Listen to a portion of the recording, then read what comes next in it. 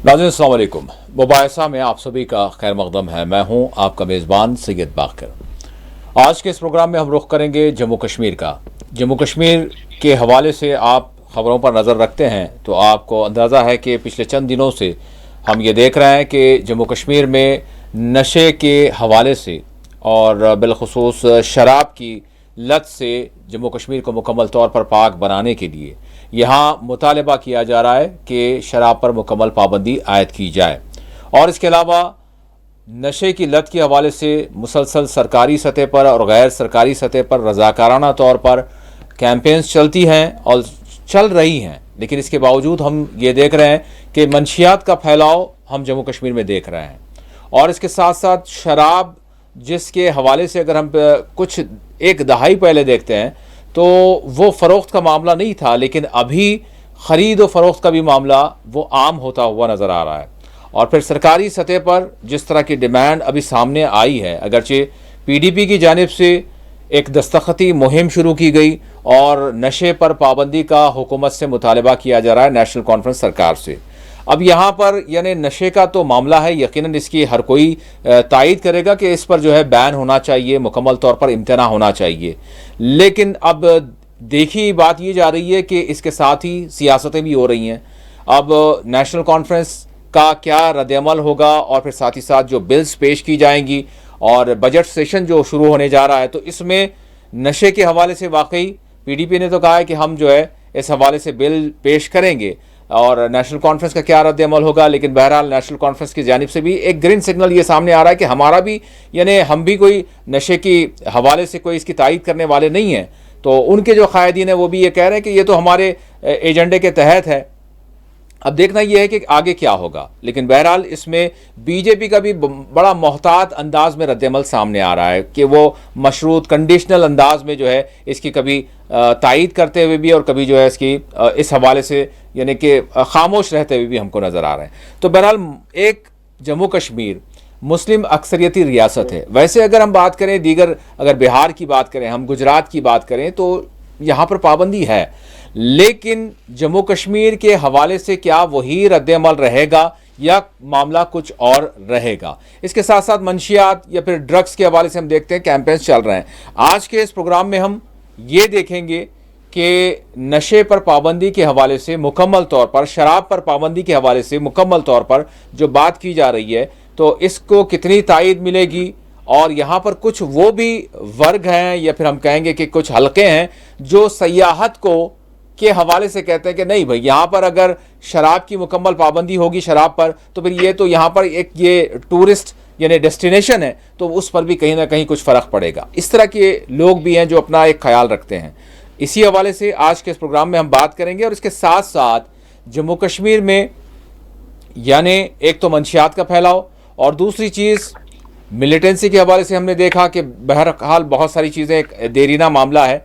और इसके साथ साथ सोशल मीडिया के एडिक्शन की भी अगर हम बात करें उस हवाले से भी शऊर बेदारी की जाती है, हम उस पर भी बात करेंगे। और इसके साथ साथ खुद मुसलमानों में कुछ इंतशार पैदा करने की हर चंद दिनों में हम देख रहे हैं कि कुछ ना कुछ ऐसे वाक़यात सामने आ रहे हैं जो खुद मुसलमानों के अंदर यानी खल्फशार का नतीजा बने। ऐसा क्यों हो रहा है, ऐसा कौन करते हैं और क्यों करते हैं, इस पर भी आज के इस प्रोग्राम में हम बात करेंगे। मेरे साथ इस वक्त श्रीनगर से जुड़ चुके हैं मौजूद मेहमान मुफ्ती नासिरुल इस्लाम साहब, मुफ्ती आज़म जम्मू कश्मीर, मुस्लिम फसला बोर्ड जम्मू कश्मीर के सरबरा। मुफ्ती साहब अस्सलाम वालेकुम। वालेकुम अस्सलाम वरहमतुल्लाहि वबरकातुहू। साहब बहुत बहुत शुक्रिया, आपने वक्त दिया। बहुत बहुत शुक्रिया आपका भी।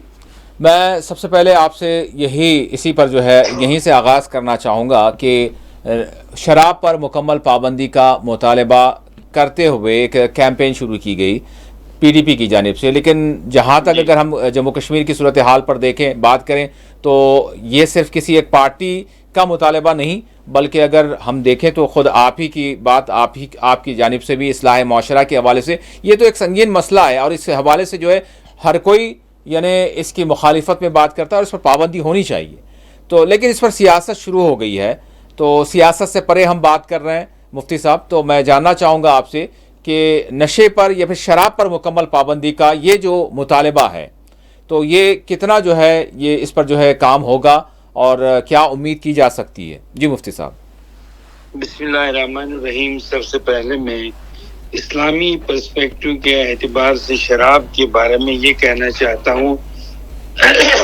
اسلام میں شراب کو ممنوع یا حرام قرار دیا گیا ہے. جی.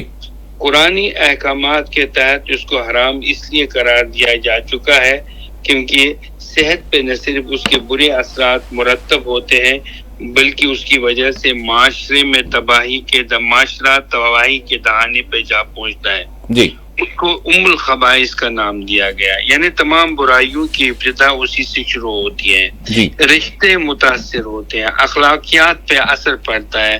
شرابی اپنے رشتے کی ذمہ داریوں کو نبھانے سے بے پرواہ ہو جاتا ہے. اہل عرب پہلے شراب پیا کرتے تھے. قرآن کریم میں نبی کریم صلی اللہ علیہ وسلم کے وحی کا نزول شراب سے متعلق اس طرح ہوا کہ آپ سے خمر اور جوئے کے بارے میں دریافت کیا گیا، ان میں سے برائیاں ہیں. آپ نے اس کو رجس من عمل شیطان قرار دیا. یعنی قرآن کریم میں ان سے بچنے کی تلقین کی ہے. صحیح بخاری میں اور صحیح مسلم میں ابو ہریرہ کی ایک حدیث ہے، شراب اور زنا کے دوران مسلمانوں کا ایمان مجروح ہوتا ہے.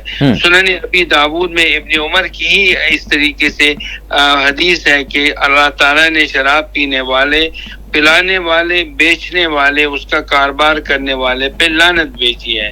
اسی طرح کی ایک حدیث میں یہاں یہ بیان ہوا ہے کہ شراب پینے والے کی تمام نماز 40 یوم تک قبول نہیں ہوگی. آپ جانتے ہیں کہ جب اگر میرا اندازہ اور میری معلومات صحیح ہے تو شراب پہ بہار جو ایک ہندو اسٹیٹ ہے، گجرات، میزورم اور ناگالینڈ پہ پابندی اس وقت عائد ہے. تو جموں کشمیر جو کہ مسلمانوں کی آبادی کے تناسب کے اعتبار سے زیادہ ہے اور تمام لوگ یہاں شراب پہ پابندی دیکھنا چاہتے ہیں، جس کے لیے ہم نے گزشتہ کئی سالوں سے ایک کمپین چلائی کیونکہ شراب کا براہ راست اثر اقدار اور ثقافت پر پڑتا ہوا دکھائی دے رہا تھا. جی. گزشتہ کئی سالوں سے اس کے منفی اثرات کو محسوس ہم کر رہے ہیں. اس کے علاوہ منشیات کی وجہ سے ہماری سوسائٹی متاثر ہے. ڈرگ ایڈکشن کے ذمہ دار نوجوان اپنے والدین کے ساتھ آپ دیکھتے ہیں کہ روز بروز ایسے واقعات پیش آتے ہیں کہ غیر شائستہ اور غیر اخلاقی سلوک کا مظاہرہ کر رہے ہیں. شراب اور منشیات کی وجہ سے گھر ٹوٹ رہے ہیں کیونکہ شراب اور منشیات کی وجہ سے ان پہ حیوانیت کے آثار نمودار ہوتے ہیں. اچھے برے کا تمیز ختم ہو جاتا ہے. طلاقوں کی شرح میں روز بروز اضافہ ہوتا ہے. میں آپ کو یہ بتانا چاہتا ہوں تقریباً 20% اضافہ شراب اور اس منشیات کی وجہ سے ہم نے رشتوں کو ختم ہوتے ہوئے دیکھا ہے. شراب میں مکمل طور پہ پابندی کا مطالبہ ہر صاحب عقل کرتا ہے. یہ بات PDP یا نیشنل کانفرنس کی نہیں ہے بلکہ جو بھی مسلمان ہے، صاحب عقل ہے اور جس کو یہ احساس ہے کہ ہمارے اقدار پہ اس کا کیا اثر پڑے گا، وہ یہی کہتا ہے کہ نہیں جی، شراب پہ پابندی مکمل طور پہ عائد ہونی چاہیے. بلکہ شراب کی وجہ سے جو صورتحال کا ہمیں سامنا ہے، بچوں کے مستقبل کو جس طریقے سے ہم تاریخ دیکھ رہے ہیں اور اس کے لیے ضروری ہے کہ اس پہ پابندی ہونی چاہیے. اب کچھ لوگ یہ جو دلیل دے رہے ہیں کہ جموں کشمیر ایک سیاحتی مقام ہے، یہاں پہ یہاں اس سے ترقی ہوگی. ہمارے لیے ایسی ترقی ناقابل قبول ہے کیونکہ جس طرح کی وجہ سے ہمارا مستقبل مخدوش ہو. اگر حکومت ریاست کی ترقی کو یقینی بنانا چاہتی ہے تو سب سے پہلے یہاں پہ اسٹیٹ ہوڈ کو بحال کیا جانا چاہیے.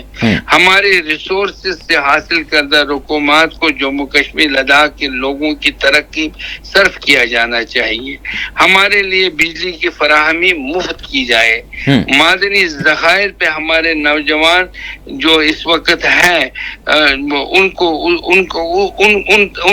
ان ذخائر کو ان کی تحویل میں دیا جائے. انڈسٹریز کے گروتھ کو یقینی بنایا جائے. یہ سب باتیں ہیں جی سید صاحب جو بہت اہم ہیں اور جن پہ ہمیں توجہ دینے کی ضرورت ہے. جی لیکن گورنمنٹ کا جو یہ دعویٰ ہے, کچھ لوگ جو یہ دعویٰ کر رہے ہیں کہ اس سے ترقی ہوگی, سیاحوں کو فائدہ, سیاح بہت زیادہ آئیں گے, بالکل غلط ہے, بالکل بے بنیاد ہے. یہ یہاں پہ کچھ ہوٹلز پہلے تھے جہاں پہ سیاح جایا کرتے تھے. عام لوگوں کو کیا ضرورت ہے کہ ہم تو یہ چاہتے ہیں کہ مکمل طور پہ اس پہ پابندیاں, ہمیں ان پیسوں کی ضرورت نہیں ہے. دوسرے ذرائع کو دیکھیں جن کی وجہ سے لوگوں کو فائدہ ملے. اس سے کیا فائدہ ملے گا؟ اس سے کوئی فائدہ نہیں ملے گا. جی مفتی صاحب, یہاں پر جو مطالبہ ہے یعنی اس میں استثناء جس طرح سے دیا جاتا ہے, جیسے ہوٹلز ہے, ایئرپورٹ ہے, یا پھر مطلب پہلے بھی جب بات ہوئی تو اس طرح کی باتیں آنے لگی تھیں, تو میں آپ سے جاننا چاہوں گا کہ کس طرح کا مطالبہ ہے. بین اگر ہو تو مکمل ہو, یا پھر بعض مقامات پر کہیں نہ کہیں یعنی اس میں استثناء کی بات, تو کس طرح کا مطالبہ ہے؟ اچھا, دوسری چیز یہ ہے کہ جموں اور کشمیر کو ہم دو ریجنز میں مطلب کلچرلی تھوڑا سا دیکھتے ہیں, تو کیا دونوں کے خیالات ایک ہی ہوں گے یا پھر اس میں تضاد ہے؟ میں جاننا چاہوں گا آپ سے, اگر اس یعنی پابندی پر مکمل پابندی کی بات کی جائے تو کیا کشمیر کی رائے الگ, جموں کی رائے الگ؟ لیکن ہمارا مطالبہ یہ ہے کہ جموں کا, آپ بہار کو دیکھ لیجئے. جی بہار میں کن لوگوں کی وہاں کی اکثریت تو بالکل جو نان مسلمس ہیں انہی کی ہے. وہاں کیوں بین ہے؟ جی ہاں, کیونکہ ان کو یہ احساس ہے کہ اس سے گھر ٹوٹ رہے ہیں, سماجی مسئلہ ہے, یعنی صرف مذہب سے نہ دیکھا جائے, مجروح ہو رہے ہیں اور لوگ پریشان ہو رہے ہیں. اور جب یہ کوئی آدمی شراب کی وجہ سے جب گھر آتا ہے تو وہ وہاں پہ اپنے ہلڑ بازی کرتا ہے, وہ دہشت گردی کرتا ہے اپنے گھر کے, عقل مفلوج ہو کر رہ جاتی ہے, اور اس کی عقل مفلوج ہو جاتی ہے, اس کا دماغ بالکل ختم ہو جاتا ہے, وہ سوچنے سمجھنے کی صلاحیت کھو بیٹھتا ہے. اور اس وجہ سے یہی صورتحال گجرات میں ہے. وہاں تو ہندوؤں کی گورنمنٹ ہے اور اکثریت بھی ہندوؤں کی ہے. وہاں کیوں ہے؟ میزورم کو دیکھ لیجئے, ناگالینڈ کو دیکھ لیجئے, کیونکہ ان لوگوں کو تجربہ ہے ان جیسے حالات کی وجہ سے, شراب کی وجہ سے وہاں کے اقدار اور وہاں کی ثقافت ختم ہوتی نظر آ رہی ہے. یعنی مفتی صاحب ایک بات تو واضح ہو گئی. اور جموں کشمیر ایک, پہلے میں یہ کہنا چاہتا ہوں, مسلم اقلیتی اسٹیٹ ہے, اور ہمارا سماج جو ہے اس کی اجازت نہیں دیتا ہے. آپ کسی بھی ہندو سے پوچھ لیجئے, وہ یہ کہے گا کہ شراب کی وجہ سے گھر ٹوٹ رہے ہیں, شراب کی وجہ سے بچوں میں بے حیائی پیدا ہوتی ہے, شراب کی وجہ سے ہمارے کم سن بچے تباہ ہو رہے ہیں, ان کا مستقبل تاریخ کو ہوتا ہوا نظر آ رہا ہے. لہذا اور لوگ غریب ہوتے جا رہے ہیں. جو ایک آدمی دن میں کماتا ہے وہ شراب پہ شام کو خرچ کرتا ہے. یہ سب چیزیں ہیں جن کی طرف توجہ. پہلے ہی ہمارے ہاں مسائل ہیں.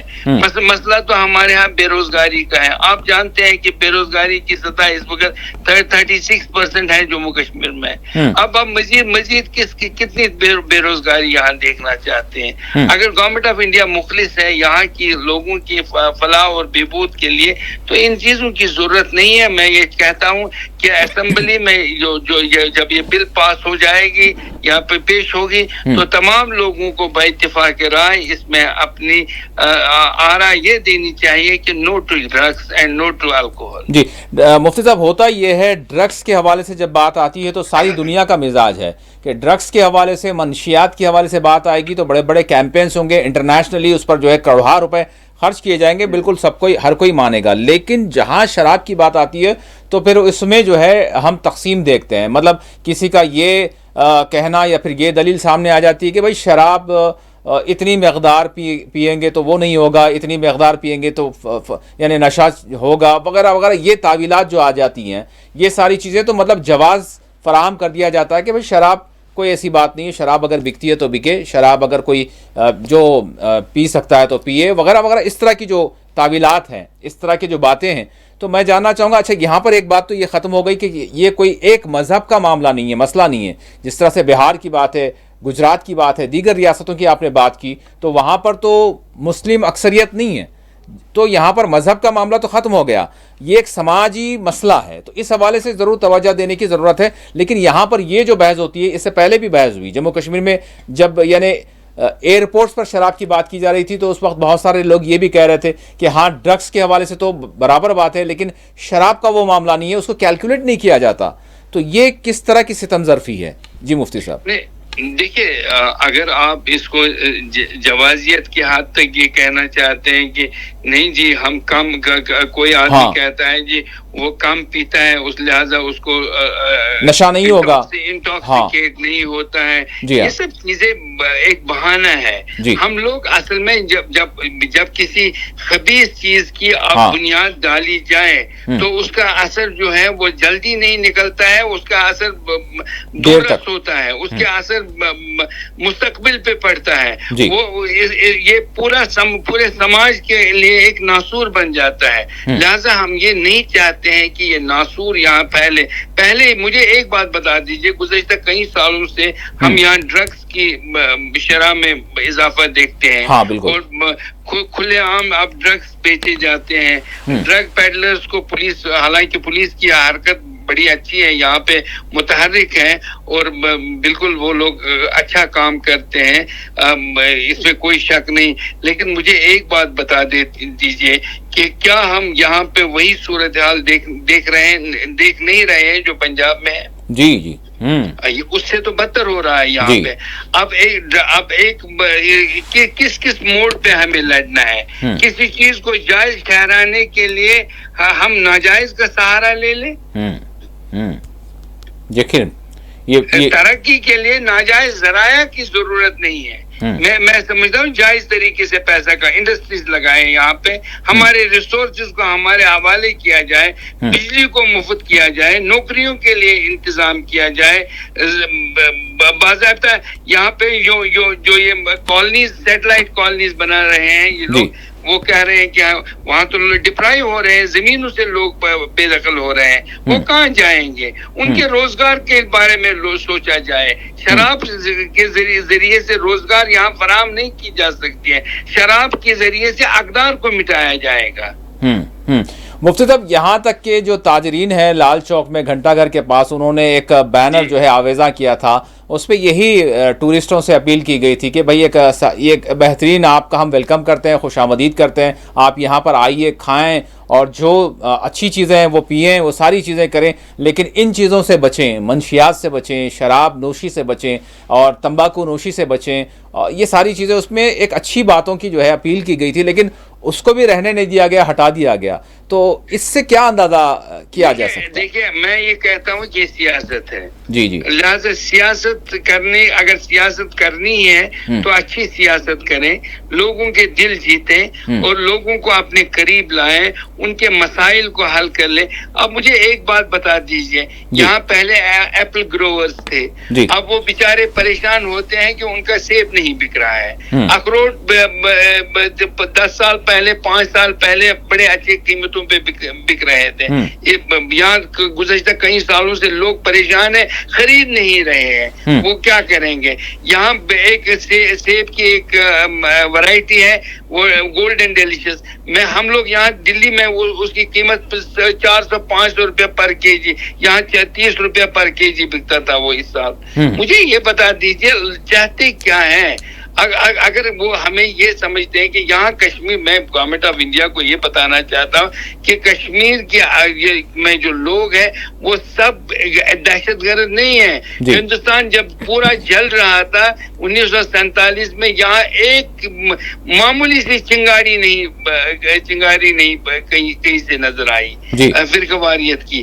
اور آج بھی لوگ یہاں پرامن رہنا چاہتے ہیں. اب مسائل تو ہر جگہ ہوتے ہیں, کچھ غلطیاں گورنمنٹ آف انڈیا کی طرف سے ہوئی اور کچھ غلطیاں یہاں کے لیڈران کی طرف سے ہوئی, اور وہ اس کے ذمہ دار ہیں. لیکن کم سے کم خدا را اب ہمارے نئی نسل پہ جو باقی ہے اس وقت, جو ہمارے مستقبل کی ضمانت ہے, ان پہ رحم کھا لیجئے, ان کو اپنے طریقے اصلاح, کم سے کم ایک باشعور اور صحت مند طریقے سے جینے کی اجازت دیجیے. مفتی صاحب, جس طرح سے یعنی شراب کے پینے کی بات اب اس میں میں شراب میں مختلف قسم کی جو دیسی ہوتی ہے، اس سے ہم نے دیکھا بہار کی بات کر لیں، گجرات کی بات کر لیں یا ملک کے دیگر ریاستوں میں بھی جو مطلب یعنی مسلمان تھوڑا سا اس سے استثناء ہیں، ان میں وہ پرسنٹیج نہیں ہے، لیکن دیگر یعنی ہمارے آبنائے وطن جو ہیں ان کے بہت ساروں کے مطلب اگر ریشو اگر ہم دیکھتے ہیں، رپورٹس دیکھتے ہیں، تو بڑے کرائمز کے واقعات اور گھریلو تشدد کے واقعات کی جڑ اور بنیاد جو ہے یہی شراب جو ہے بنتی ہے۔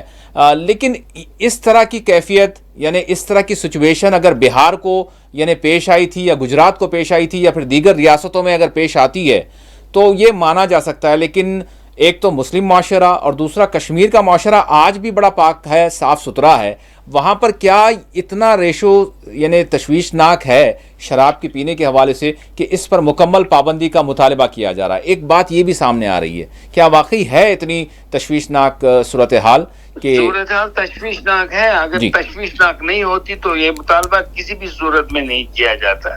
دیکھیے مسئلہ یہ ہے کہ ہماری سوسائٹی جو یعنی تھوڑا ہو یا زیادہ جو خراب ہے وہ نہیں ہونا چاہیے۔ جی، جموں کشمیر پہلے صوفیہ اتقیہ کا مرکز رہا ہے، بے شک، اور یہاں پہ صوفیہ آج بھی زیارتیں موجود ہیں، آج بھی خانقاہیں موجود ہیں جہاں لوگ عقیدت کے ساتھ جاتے ہیں، اور وہ یہ سمجھتے ہیں کہ ہر معصیت جو ہے اس کی اجازت نہیں ہے، یہ شراب کو وہ پینے کو گناہ سمجھتے ہیں، حرام اس کو سمجھتے ہیں، اور حرام کی وجہ سے وہ یہ سمجھتے ہیں کہ اس حرام کاری کی وجہ سے اگر یہ ہمارے یہاں کشمیر میں آ گیا گھر ٹوٹ جائیں گے، ڈومیسٹک وائلنس ہو جائے گی، سوشل ایشوز پیدا ہوں گے، لہذا وہ کسی بھی صورت میں اور کسی بھی سمت میں اس کو قبول کرنے کے لیے تیار نہیں۔ آپ کہیں بھی جائیے، آپ کا رپورٹر اگر کشمیر آ جائے گا اور وہ یہ سوچے، وہ لوگوں کے پاس جائے گا، کسی بھی آدمی کے سے پوچھے گا کیا وہ شراب کے حق میں اس کی رضامندی ہے، تو وہ یہ کہے گا ہم بھوکے رہ جائیں گے، ہم کشکول پھیلائیں گے، لیکن کسی بھی صورت میں اس حرام کی وجہ سے دولت کمانے کے حق میں نہیں ہے۔ جی مفتی صاحب، کیا ان 10 برسوں میں اس میں کچھ یعنی فروغ آیا ہے؟ یعنی مجھے یاد ہے اچھی طرح سے 10 برس پہلے بھی جب ہم خبریں کرتے تھے، شاید میرے خیال سے کسی ایک مقام پر شراب کی دکان کھولنے کے لیے لائسنس کی بات ہو رہی تھی تو احتجاج شروع ہو گئے تھے، تو کیا ابھی ان 10 برسوں میں اس میں اضافہ ہوا ہے؟ اگرچہ شراب پر بین تو نہیں تھا، لیکن کیا یہ چیز بڑھ رہی ہے؟ میں جاننا چاہوں گا آپ سے بھی۔ جی، جب کسی ناپسندیدہ چیز کی حوصلہ افزائی ہو اور لوگوں کو یہ بتایا جائے کہ اس میں بڑا منافع ہے اور اس کی وجہ سے آپ امیر بن جائیں گے، راتوں رات آپ کے پاس ایک نئی گاڑی ہوگی، ایک نیا بنگلہ ہوگا، ایک بہتر زندگی میسر آپ کو اس کی وجہ سے ہوگی، تو ظاہر بات ہے کہ انسان چونکہ اس لالچی ہوتا ہے اور وہ اس لالچ کے دریا میں پھنس جاتا ہے اور بعد میں نکل نہیں پاتا ہے۔ اور یہی وجہ صورتحال جموں کشمیر میں بھی گزشتہ 10 سالوں سے اگرچہ ایک طرف سے ڈنڈا بڑا زبردست لوگوں پہ پڑا ہے اور دوسری وجہ سے خوف ہراس کا ماحول تھا، لوگ اس کے خلاف احتجاج نہیں کر پا رہے تھے، اور وہ یہ کہتے تھے کہ نہیں ہم کچھ نہیں کہہ سکتے ہیں، اگر ہم نے اس کے خلاف آواز بلند بھی پتہ نہیں ہمارا ٹھکانہ کہاں ہوگا، آگرہ ہوگا یا گجرات ہوگا۔ لہذا صورتحال یہ ہے کہ مہربانی کر کے گورنمنٹ کو سنجیدگی کے ساتھ سوچنا چاہیے، اس کے متبادل طریقے ہیں، وہ انڈسٹریز کو لگائیں، یہاں پہ سیاحت کے مقامات کو اور زیادہ نوٹیفائی کر لیں، بلکہ ان کو زیادہ سے زیادہ پہ دوسرے مقامات کو ڈھونڈ نکالیں اور ان کو اس فہرست میں لایا جائے تاکہ لوگ یہاں زیادہ سے زیادہ آ جائیں، اور جب آ جائیں تو شراب کی ضرورت نہیں، ان کو بہتر خوبصورتی کی ضرورت ہے، وہ خوبصورتی کو دیکھنا چاہتے ہیں، شراب پینے کے لیے ان کو یہاں آنے کی ضرورت نہیں۔ یقیناً قدرت کے جو حسین مناظر ہیں اس کو یہاں کے سیاح جاتے ہیں اور دیکھتے ہیں، اور یقیناً جو سوئٹزرلینڈ کی وزٹ کرنے والے ہیں اور پھر کشمیر وہ آتے ہیں تو وہ یہ پاتے ہیں کہ سوئٹزرلینڈ میں بھی وہ لوکیشنز نہیں ہیں، وہ مناظر نہیں ہیں جو کشمیر میں ملتے ہیں، تو یہ بات ساری چیزیں ہیں۔ تو یہاں پر اب شراب کے حوالے سے اسی کو زور دینا اور اس پر جو ہے مختلف جو ہے میں سید صاحب یہاں ایک بات آپ کو کہنا چاہتا ہوں. جی گورنمنٹ آف انڈیا کو چاہیے یہاں پہ اور اسٹیٹ گورنمنٹ کو بھی چاہیے ڈیولپمنٹ پہ ترقی دھیان دے, اور باہر کی دنیا سے لوگ یہاں پہ انویسٹمنٹ کے لیے آنا چاہتے ہیں, کرنا چاہتے ہیں, وہ لائیں یا ان کو یہاں انویسٹمنٹ کر لیں اور ان کی شراکت داری میں کشمیریوں کو بھی شریک کر دیں, اس میں کیا حرج ہے؟ یقیناً مفتی صاحب ہم بریک پر جائیں گے, لیکن بریک پر جانے سے پہلے کیونکہ ہم اس کے بعد پھر دیگر جو موضوعات میں نے ذکر کیا اس پر بات کریں گے. حکومت سے ابھی یعنی اب جیسے اگر ہم بات کریں بجٹ سیشن کا آغاز ہونے جا رہا ہے تو ابھی جو کچھ چل رہا ہے تو اس حوالے سے کیا آپ کا بحیثیت مفتی اعظم جموں کشمیر آپ اس معاملے میں کیا کہیں گے مفتی صاحب ان شارٹ, پھر ہم بریک پر جائیں گے. جی دیکھیں میں یہ چاہتا ہوں کہ شراب پہ مکمل طور پہ پابندی لگنی چاہیے اور لوگوں کو یہ باضابطہ طور پہ یہ مطالبہ پیش کرنا چاہے پرامن طریقے سے. ہم نہیں چاہتے ہیں کہ وہ سڑکوں پہ آئے ہنگامہ آرائی کرے, اس سے کوئی مسئلہ حل نہیں ہو سکتا ہے, بلکہ وہ پرامن طور پہ خطوط کے ذریعے سے گورنر انتظامیہ کو, چیف منسٹر کو, دوسرے جو لوگ ہیں بلکہ ممبر اسمبلی کے جو ارکان ہیں ان کو توجہ اس جانب مبذول کرے کہ ہمارا شراب سے کوئی تعلق نہیں ہے اور نہ ہم شراب چاہتے ہیں اور نہ ہم اپنے بچوں کے مستقبل کے ساتھ سودا کرنا چاہتے ہیں. یہ ایک ذریعہ ہے. اور دوسری بات یہ ہے کہ میں یہاں کے جو ایم ایل اے صاحب ہیں ان کا انتخاب لوگوں نے سوچ سمجھ کے کیا ہے. انہیں یہ سوچنا چاہیے کہ ووٹ ہمیں صرف اس لیے نہیں ملے ہیں کہ ہم لوگوں کے چنیدہ تھے, پسندیدہ تھے, بلکہ انہوں نے ایک چیز کو ہرانے کے لیے آپ لوگوں کو جتایا اور انہیں جس چیز کا خوف تھا اس خوف کی وجہ سے انہوں نے آپ کو منتخب کیا. لہذا آپ ان چیزوں کا خیال رکھیں اور باضابطہ طور پہ جو لوگ چاہتے ہیں اس کے ساتھ آپ چلے جائیں اور باقی اللہ آپ کا حافظ ہے. اصلاح معاشرہ کے حوالے سے بات کر رہے ہیں, جس طرح سے یعنی نشے پر مکمل پابندی کے حوالے سے ایک مطالبہ یعنی کیا جا رہا ہے جموں کشمیر سے, تو اب اس پر کیا ہوگا, جس طرح سے مطالبات ہیں اس پر بات کر رہے ہیں. اور اس کے ساتھ ساتھ اگر ہم دیکھیں جس طرح سے مفتی صاحب نے بھی کہا کہ یقیناً سرزمین کشمیر, وادی کشمیر اولیاء کی سرزمین ہے, یعنی صوفیہ کی سرزمین ہے, اور یہاں کے اگر ہم معاشرے کو دیکھیں تو آج بھی یعنی ماحول پراگندہ ہو جانے کے باوجود بھی مجموعی طور پر اگر ہم دیکھیں تو کشمیریوں کی جو ایک مزاج ہم دیکھتے ہیں اس میں کہیں نہ کہیں, ویسے ہر مقام پر جو ہے اچھائی اور برائی ہے, لیکن یہاں پر ایک دینی جو حمیت ہے, وہ جذبات, وہ احساسات, وہ ضرور ہم محسوس کر سکتے ہیں کشمیر میں اور کشمیریوں میں.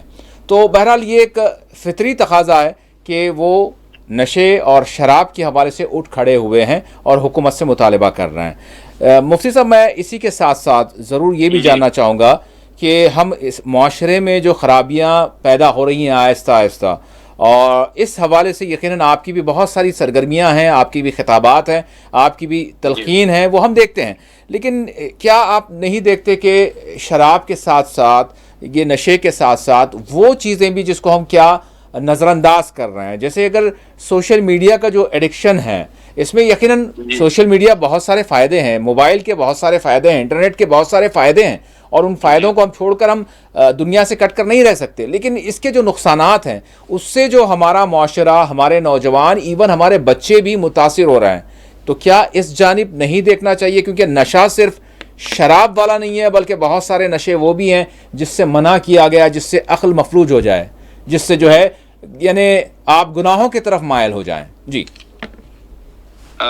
سید صاحب آپ کا بہت بہت شکریہ, ایک حساس موضوع کی طرح آپ نے دھیان دلائی. جی گزشتہ چند ماہ سے ہم یہ مشاہدہ کر رہے ہیں کہ ہمارے کچھ نام نہاد مبلغین سوشل میڈیا کے ذریعے نہ صرف ایک دوسرے کے خلاف بیانات دے رہے ہیں. مفتی صاحب معذرت کے ساتھ بالکل میں آپ سے یہ جو مسئلہ کے حوالے سے جو ساری چیزیں چل رہی ہیں واقعی اس حوالے سے بھی میں ضرور آپ سے جاننا چاہوں گا, لیکن یہاں پر سوشل میڈیا پر جی پلیز میں اسی طرف پلیز بلکہ ایک دوسرے کے خلاف تذلیل کر رہے ہیں. ہاں اس سے کئی زیادہ افسوسناک یہ ہے کہ سوشل میڈیا کا استعمال کر کے رسول اللہ صلی اللہ علیہ وسلم کی ذات اقدس کے متعلق ایسی گمراہ کن باتیں کرتے ہیں، اور یہ میں دیکھ رہا ہوں اور محسوس کر رہا ہوں کہ عنقریب آپ دیکھیں گے کہ یہاں پہ خون خرابہ ہوگا اگر اس پہ روک تھام نہ لگا دی جائے، امن قانون کی صورتحال پیدا ہوگی۔ اور اس ضمن میں آپ جانتے ہیں پہلے وہ ایک نقلی فرضی کعبہ بنایا گیا، پہلے اس سے پہلے بھی شیعہ سنیوں کے درمیان اختلافات پیدا کیے گئے، اور اہل بیت اطہار کے متعلق کچھ ایسی باتیں کی گئی جو ناقابل برداشت تھی، اور اس کے بعد یعنی ناموافق حالات کو جنم دیا گیا، اور جس کی وجہ سے دل برداشت ہوئے اور لوگ مجروح احساسات اور کو مجروح کیا گیا، اور میں جس کی وجہ سے مجھے بھی حکومت وقت کے خلاف حکومت وقت سے کارروائی کرنے کی استدعا کرنی پڑی۔ اور اس کے ساتھ ساتھ لوگ آج میں آپ کی وساطت سے، اس پروگرام کی وساطت سے، یہ بہت ہی آپ کا پروگرام دیکھا جاتا ہے اور لوگ اس کو مانتے ہیں، اس کی سچائی پہ انہیں یقین ہے، اور آپ کی اس پروگرام کے مادھیم سے اور اس کی وساطت سے لوگوں کو یہ کہنا چاہتا ہوں کہ وہ ان لوگوں کے سوشل میڈیا پوسٹوں کو دیکھنے سے اجتناب کریں جو منافرت پھیلاتے ہیں، ان کے پوسٹوں کو شیئر نہ کریں، ان کے کمنٹس ان پہ کمنٹس نہ لکھیں، ان کے ساتھ سوشل بائیکاٹ کریں، چاہے وہ ان کا تعلق کسی بھی مسلک یا کسی بھی جماعت سے ہو، ان کو مساجد کے ممبروں سے خطابات دینے، نفرتیں پھیلانے اور سے روک دیا جائے تاکہ لوگ فتنوں اور فساد کو پھیلا نہ سکیں۔ میں بحث مفتی اعظم یہ واضح کرنا چاہتا ہوں کہ رسول اللہ صلی اللہ علیہ وسلم کی ذات اقدس، اہل بیت اطہار، خلفائے راشدین، اصحاب رسول، اولیاء کاملین کی اہانت کرنے والے افراد اسلامی دائرے سے خارج ہوتے ہیں، اور اس کے ساتھ لوگوں کو آج یہ دیکھا جائے، آج میرے پاس ایک اور مسئلہ پیش آیا، یعنی پیش ہوا، وہ کوئی گوہر شاہی فتنے کی عکاسی کرتے ہیں، اور یہ سادہ لوگوں کو کے ایمان کو خراب کرتے ہیں۔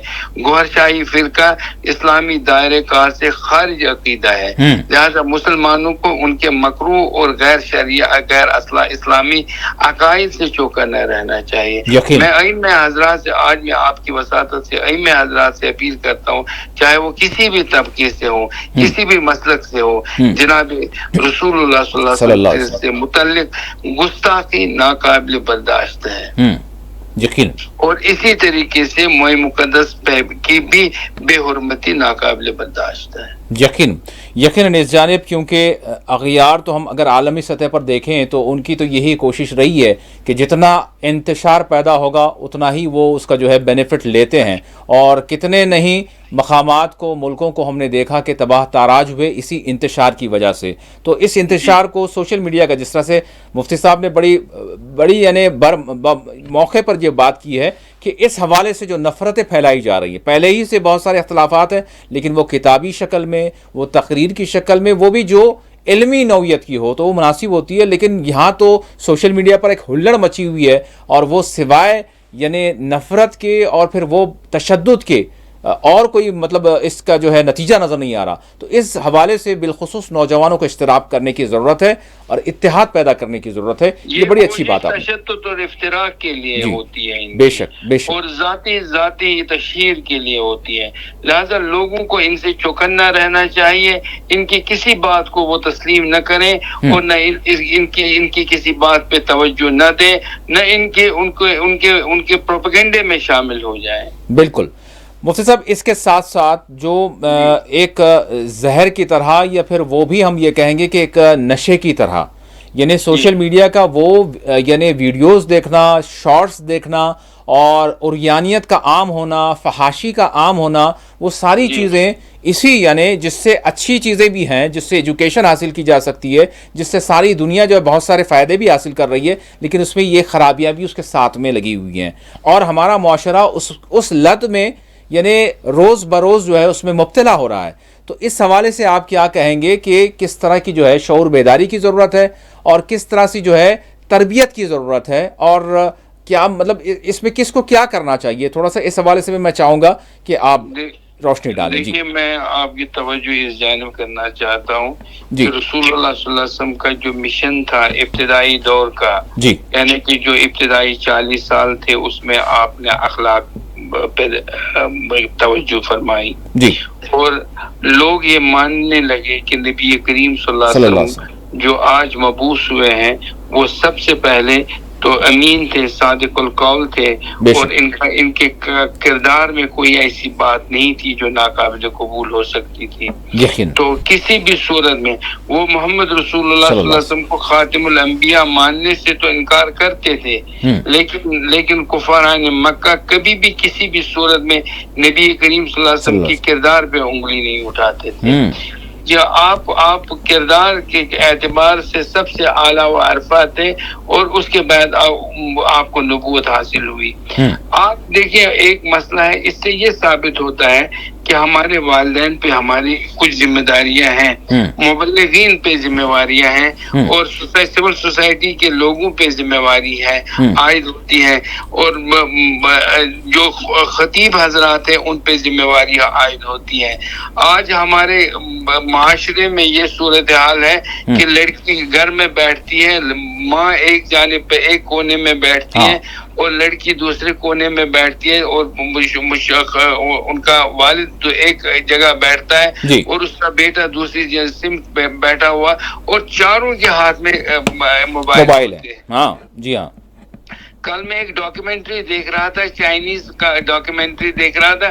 وہ کہہ رہے ہیں کہ 10 دن 15 دن ان کو موبائل سے یعنی محروم رکھا گیا، ان کے ہاتھ میں موبائل نہیں دیا گیا، بلکہ ان کو ہنر سکھایا گیا. ہمارے لیے قرآن ہے، تعلیم ہے، تہذیب ہے، تمدن ہے، اقدار ہے، ان کو سکھانے کی ذمہ داری سب سے پہلے والدین پہ عائد ہوتی ہے.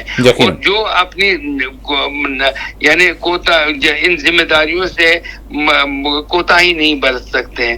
اگر وہ اس کی طرف توجہ دیں گے، اس کا اثر یہ ہوگا کہ اس ماں باپ کا بیٹا جو ہوگا یا بیٹی جو ہوگی وہ یا تو حضرت فاطمہ کے نقش قدم پہ چلے گی یا پھر شبیر و شبر بنیں گے. لہذا اس چیز کی توجہ دینی ضروری ہے کہ ان کو بہتر انسان، بہتر معاشرے کا رکن اور فرد اور ذمہ دار شہری کیسے بنایا جائے، اس کے لیے اخلاقیات کی تعلیم بہت ضروری ہے. اب آپ ایک بچے سے بے پرواہ ہیں اور اس کے ہاتھ میں انٹرنیٹ آپ نے دے دیا، وہ تعلیم کے بجائے فحاشی دیکھتا ہے، فحاشی سیکھتا ہے، اور وہ یعنی بد اخلاقی کے مناظر کو دیکھتا ہے، تو وہ بد اخلاق ہی بنے گا نا اس کے بعد. تو فحاشی اس کے نس میں سرایت کر جائے گی، اس کے دماغ پہ اس کا قبضہ ہوگا. بدقسمتی کی بات یہ ہے کہ ہمارے ہاں انٹرنیٹ کو اتنا سستا بنا دیا گیا، اور اس کے بعد پورنوگرافک سائٹس جو ہے یا پھر جو بد کرداری کے جو سائٹس ہیں ان کو کھلا چھوڑ دیا گیا ہے. وہاں آپ سکرول کرتے جائیے، بیٹھیے جائیے. اس پر بھی کوئی آپ کی بیٹی، میری بیٹی اوپر کمرے میں بیٹھی ہے، رات کے 10 بجے ہیں، اور ہمیں پتہ نہیں اس کے ہاتھ میں انٹرنیٹ ہے، وہ کیا دیکھتی ہے. کبھی ٹک ٹاک کا اثر ان پہ ہوتا ہے، کبھی پب جی کا اثر ان پہ ہوتا ہے، اور آج کل جوئے وغیرہ کے بھی ایپس اس پہ آتے ہیں، ان پہ بھی وہ لگے رہتے ہیں. اور یہاں تک کہ کچھ لوگوں نے اپنے مکانات، اپنی ثروت کو کھو دیا اسی چیز میں. اور اس کے لیے میں سمجھتا ہوں اب تو گورنمنٹ آف انڈیا نے تو اس کی چھوٹ دے دی ہے کہ آپ جس سائٹ پہ جانا چاہیے 440 پہ دے دیجئے اور جو مرضی آپ کر لیجئے. اس کے بعد آپ کا کوئی حساب کے سوال جواب اس بارے میں نہیں ہوگا. لیکن والدین اللہ اور رسول کے سامنے جواب دے ہیں، امام جواب دے ہیں، مفتی صاحبان جواب دے ہیں، اور ائمہ حضرات سول سوسائٹی کے لوگ جواب دے ہیں.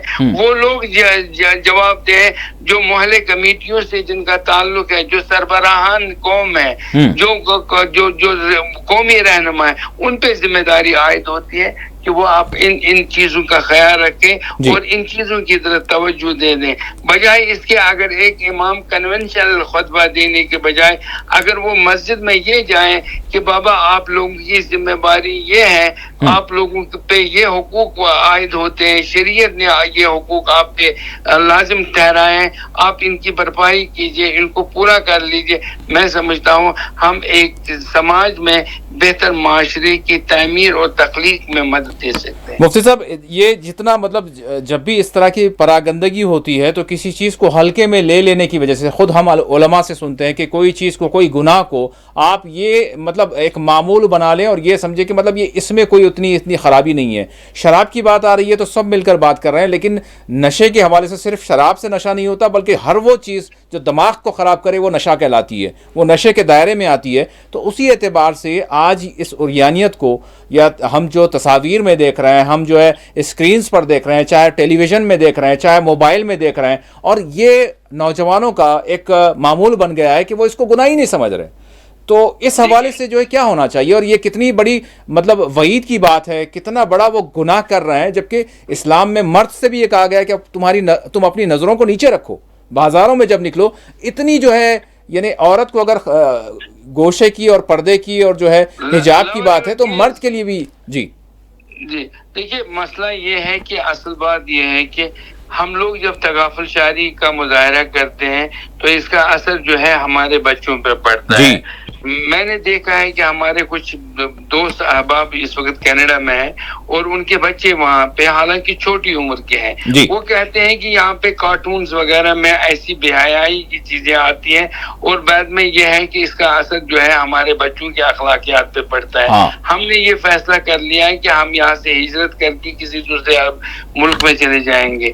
تو اس طریقے سے کچھ لوگ ہیں جنہوں نے ہجرت کی، وہاں سے دوسرے لوگوں پہ گئے، لیکن کچھ ویسے بھی وہاں پہ ایسے لوگ ہیں جنہوں نے انٹرنیٹ کا یعنی کہ کی اجازت بچوں کو تعلیم کی حد تک دے رکھی ہے، اور بے حیائی کے وغیرہ کا وہ ہمیشہ ان پہ چیکس اینڈ بیلنسز جو ہوتا ہے وہ اس پہ رہتا ہے، تو وہ ان کو دیکھتے رہتے ہیں کہ یہ کس جانب جا رہے ہیں، کن سائٹس پہ جا رہے ہیں، کس طرف جا رہے ہیں۔ یہ اس کا میں ہر حال میں یہی کہنا چاہتا ہوں، جب تک کہ والدین اپنے بچوں کے معاملے میں ذمہ داری کا احساس جب تک ان میں پیدا نہ ہو تب تک ان کے بچے خرافات اور ان بے حیائیوں کے دلدل میں پھنستے جائیں گے۔ یقیناً اس سے جو ہے اس جانب توجہ کی ضرورت ہے، جس طرح سے مفتی صاحب نے کہا کہ سبھی کی ذمہ داری عائد ہوتی ہے کہ وہ اس جانب جو ہے شعور بیداری کریں اور بتائیں کہ یہ اس گناہ سے جو ہے کیا کیا اس حوالے سے وعیدیں ہیں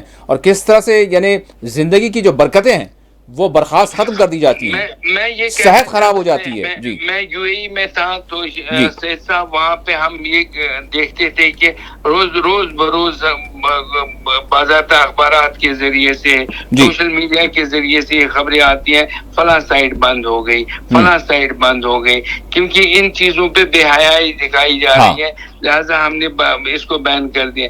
یہاں بدقسمتی سے مجھے نہیں معلوم ہے کہ ہم لوگ کس تباہی اور کس بربادی کی طرف جا رہے ہیں۔ ہم لوگ صرف یہی ہمارے لیے ایک نظریہ یہ ہے کہ مسلمان خاتون کو کس طریقے سے یہ دکھایا جائے کہ ٹرپل طلاق کی وجہ سے اس پہ ظلم ہو رہا ہے، وراثت کے معاملے میں اس پہ ظلم ہو رہا ہے۔ کوئی آدمی یہ نہیں، کوئی مفکر، کوئی مولوی انہیں یہ نہیں بتاتا ہے کہ عورت کے کتنے حقوق اسلام نے میسر رکھے ہیں، کتنے حقوق کی پاسداری کی ہے۔ ان چیزوں کی طرح توجہ نہیں دیتے ہیں، بلکہ میں نے یہ فیصلہ کیا ہے ہم لوگ ان معاملات کو اجاگر کریں گے انٹرنیٹ کے ذریعے سے، سوشل میڈیا کے ذریعے سے کم وراثت، نکاح، طلاق جیسے معاملات کو چھیڑیں گے۔ ہر ایک یعنی ہفتے میں ایک مرتبہ اس پہ گفتگو کریں گے۔ یقیناً اس بات کی ضرورت ہے، تو بہرحال اس جانب توجہ دینی چاہیے کہ یہ جو برائیاں ہیں یہ نہ صرف یعنی اگر دنیا میں اگر کریں گے تو پھر اس سے جس طرح سے زندگی میں برکات ختم اور آفات اور بلائیات اور حادثات آتے ہیں، پتہ نہیں چلتا تو کس وجہ سے، اگر یہ یہاں پر ہو جا رہے ہیں، اگر یہیں پہ جو ہے سزا مل جا رہی ہے تو یہ بھی کتنی شدید ہوتی ہے، پھر وہاں آخرت کا معاملہ کیا ہوگا۔ تو اس جانب بحیثیت مسلمان سبھی کو سوچنے کی ضرورت ہے اور اس جانب جو ہے توجہ دلانے کی ضرورت ہے۔ مفتی صاحب آخر میں ہمارے پاس 7-8 منٹ رہ گئے ہیں. وہ قومی سطح کا میں سوال آپ سے کروں گا. ابھی آپ نے بھی ذکر کیا کہ ہمارے جو پرسنل لاز ہیں، اور آپ بھی جو ہے جموں کشمیر مسلم پرسنل لا بورڈ کے سربراہ ہیں، اور میں آپ سے جاننا چاہوں گا کہ وقف بورڈ کا معاملہ بل پیش ہو گئی ہے. اب اس پر جو ہے اب جو دوسرا مرحلہ ہوگا اس میں پھر بحث ہوگی، کیسی ہوگی پتہ نہیں ہے. اب تیسری چیز یہ ہے کہ یعنی وقف ترمیمی بل کے حوالے سے جموں کشمیر سے کیا مطالبہ ہے، اور کس طرح سے جو جے پی سی کی جو کمیٹی تھی اس کو کیا کہا گیا، کیا انہوں نے لیا، کتنا مطمئن ہے جموں کشمیر کے لوگ، اور کتنے جو ہے یعنی تشویش سے دو چار بھی ہیں. اور پھر یو سی سی کی اگر ہم بات کریں کامن سول کوڈ کی، وہ ایک ریاست میں جو ہے اتراکھنڈ میں اس کو نافذ کر دیا گیا ہے. بھاجپا کا دعویٰ ہے کہ سارے ملک میں جو ہے اس کو نافذ کر دیں گے، آج نہ صحیح کل. جی دیکھیے، دو باتیں ہیں. ایک تو یہ ہے کہ جے پی سی کا جو خط لکھا جانا تھا اس میں نے پہل کی تھی، اور دوسرے علماء بھی اس کے ساتھ شامل تھے. بعد میں کچھ لوگ دلی گئے، میں نہیں گیا، اور میں نے یہی مسئلہ سمجھی کہ جے پی سی والوں کو یہاں آنا چاہیے تھا، اور فرداً اگر وہ لوگوں سے ملتے، ان کے مطالبوں کو سنتے اور اس پہ غور کرتے، انہیں یہ یقین دہانی دلاتے کہ ہم اس پہ غور کریں گے، تو یقیناً ہم یہ کہتے کہ چلو بھائی ہماری بات سنی گئی. لیکن جب ہمارے لوگ وہاں گئے تو ان کی باتوں کو انہوں نے مکمل طور پہ مسترد کیا، بلکہ اس کی طرف کوئی توجہ نہیں دی، اور وہ نا امید وہاں سے نکلے. اور میں یہ سمجھتا ہوں کہ گورنمنٹ آف انڈیا نے جو ٹھان لی ہے وقت کے معاملے میں، وہ کرنا چاہتے ہیں.